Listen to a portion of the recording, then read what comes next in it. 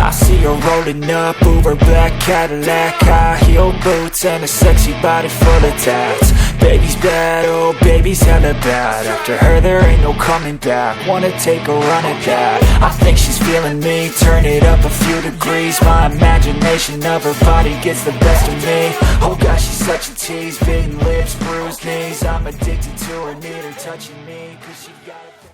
Welcome back to my channel says.MotoGP.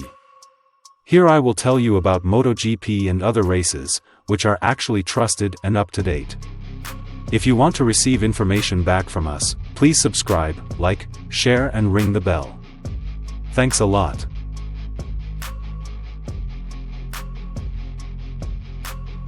Austrian manufacturer KTM started the 2023 MotoGP season very well with their two riders, Brad Binder and Jack Miller.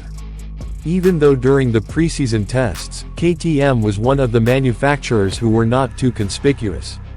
Because of this, KTM's performance is now a highlight because it has been a surprise success so far. But are they ready to fight for the world title? South African rider Binder, who is currently in the top 3 of the standings, gave his opinion on KTM's current situation. "It's a dream, but who knows, it could come true," Binder said. "Although I was second in the standings after Qatar last year, it didn't last long," he said. "The year is still long, and we have this new format. I was 9th before and am now 3rd in the standings. We have to enjoy the moment and the podium and keep fighting. It's fun, but the year is very long and things can change very quickly," he said cautiously. Does Binder think KTM is now ready to win the title? "We were on the podium at 3 different tracks. That's good for us. I feel that my bike has never been better. It is clear that the bike is performing very well.